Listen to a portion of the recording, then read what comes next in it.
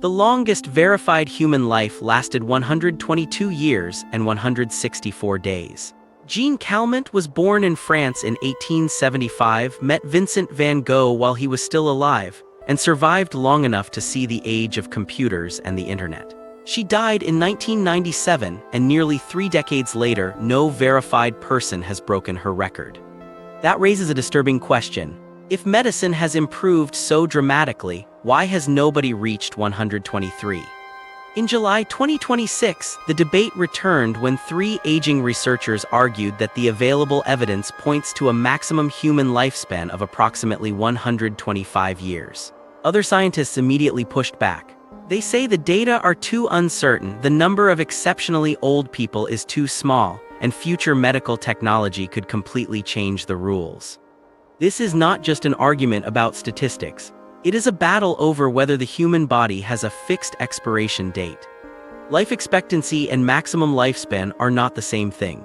Life expectancy describes how long the average person can expect to live under current conditions. Maximum lifespan refers to the oldest age a member of the species can possibly reach. Over the past 2 centuries, life expectancy has increased enormously. Clean water, vaccines, antibiotics, safer childbirth, improved nutrition, and treatments for cardiovascular disease have prevented millions of early deaths. In many countries, surviving into your 70s or 80s is now common. But those advances mostly helped more people approach the existing edge of human survival. They did not clearly move the edge itself. Imagine a road that ends at a wall. Medicine has repaired holes in the road, removed obstacles, and helped more travelers get closer to the wall. The unresolved question is whether the wall can be pushed farther away. The argument for a limit begins with mortality rates. For much of adult life, the probability of dying rises rapidly with age. A healthy 30-year-old has a relatively low annual risk of death. By 80 or 90, that risk is dramatically higher because damage has accumulated across almost every system in the body. DNA mutations build up. Stem cells become less effective. Proteins lose their proper shapes. Mitochondria produce energy less efficiently. The immune system becomes less adaptable, while chronic inflammation increases. Different organs decline at different speeds, but eventually several systems begin failing together. Treating one disease may delay death, but it does not remove all the other forms of age-related damage. This helps explain why curing cancer would not make people immortal. Someone protected from cancer could still die from heart disease, dementia, infection, kidney failure, or general frailty. To radically extend maximum lifespan, medicine may need to slow or repair the underlying aging process across the entire body. Researchers who support a lifespan ceiling point to the historical record. The age of the oldest living person increased during parts of the 20th century, but progress eventually appeared to stall. Jeanne Calment reached 122 in 1997. Since then, the world population has grown, medical care has improved, and far more people have reached 100. Yet the verified record remains unchanged. If there were no practical limit near the current record, some scientists argue that a person older than Calment should probably have appeared by now. Their models do not necessarily claim that dying at exactly 125 is biologically guaranteed. Instead, the chance of surviving beyond that age may become so tiny that it is effectively impossible under current conditions. A rare individual might theoretically exceed it, but the probability could be lower than witnessing an extraordinary event that occurs only once across many generations. However, critics say this conclusion is much less certain than it appears. The first problem is the tiny sample size. Billions of people live on Earth, but verified supercentenarians, people who reach at least 110, remain extremely rare. When researchers analyze survival after 110, they may be working with only a small number of reliable records. A single incorrectly recorded birthday can distort the results. Historical documents may be incomplete, especially in places where birth registration was unreliable more than a century ago. Some extreme age claims have collapsed after investigators discovered identity confusion, missing records, or possible pension fraud. This makes the oldest population one of the hardest groups in the world to study. The second disagreement concerns what happens to mortality after approximately age 105. Some research suggests that the annual risk of death stops rising as quickly and may reach a plateau. In certain datasets, people who survive beyond this point appear to face roughly similar odds from one year to the next. If mortality truly plateaus, there may be no sharp biological wall. Survival would remain extremely unlikely, but every additional year would still be possible. With enough supercentenarians, someone could eventually reach 125, 130, or even further. Other researchers question whether the plateau is real. They argue that inaccurate age records, selective datasets, and statistical methods can create the appearance of flattening mortality. Even if a plateau exists, it does not mean humans have unlimited lifespans. Repeatedly surviving a very high annual death risk becomes almost impossible after enough years. Suppose a person had a 50% chance of surviving each year after 110. Their chance of reaching 111 would be 1 in 2. Reaching 120 would require surviving 10 consecutive risks, reducing the probability to roughly 1 in 1,000.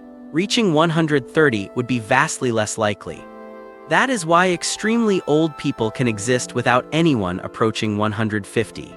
Genetics also becomes more important at exceptional ages. Most people do not reach 100 simply because of one longevity gene. Their outcome reflects thousands of genetic variations interacting with lifestyle, environment, healthcare, and chance. But recent research suggests genetics may explain a larger share of lifespan differences than earlier estimates indicated, particularly once accidental and environmental causes of death are separated from intrinsic aging. Long-lived families often contain multiple relatives who remain healthy into advanced age, suggesting that certain combinations of genes may protect DNA repair, metabolism, cardiovascular function, or immune regulation. Even the best protective genes have not yet carried a verified human beyond 122. The debate becomes more complicated when future technology enters the discussion. Historical lifespan data only tell us what humans can achieve with past and present medicine. They cannot prove what might happen if aging itself becomes treatable. Researchers are already testing senolytic drugs designed to remove damaged senescent cells. Other teams are investigating partial cellular reprogramming, gene therapy, stem cell restoration, immune rejuvenation, organ replacement, and treatments targeting the molecular pathways of aging. In June 2026, Nature reported that the first participant in a landmark trial had received a cellular reprogramming therapy intended to make damaged eye cells function more youthfully. This is not a treatment for whole-body aging, and it does not show that humans can live longer. But it represents an important shift. Scientists are beginning to test interventions that aim to restore younger cellular behavior rather than simply managing one disease.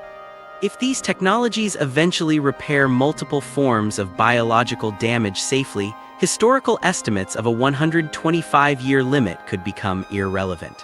Airplanes could not be predicted by measuring how far humans had previously jumped. A technological breakthrough can change the boundary being measured. Still, there are serious reasons for caution. Aging is not controlled by one broken gene or one exhausted organ. It is a network of interconnected changes. Stimulating cells to behave younger could increase cancer risk. Removing senescent cells might damage healing if the wrong cells are targeted. Reprogramming tissues could erase parts of their identity. An intervention that improves one system might disrupt another. Even if scientists slow aging in laboratory animals, translating the effect to humans could take decades. A mouse lives only a few years, allowing researchers to observe its full lifespan. Proving that a treatment extends human life may require trials longer than the careers of the scientists running them. There is also a difference between lifespan and health span. Living to 130 would not be a victory if the final 40 years were dominated by disability and disease. Most responsible aging researchers therefore focus first on extending the period of life spent in good health. Preventing cardiovascular disease, preserving muscle, delaying dementia, and maintaining independence could transform millions of lives even if the maximum age never moves beyond 122. So, is 125 the final human limit? The honest answer is that nobody knows. Current evidence suggests that surviving much beyond 120 is extraordinarily difficult, and reaching 125 under today's conditions may be close to the practical edge.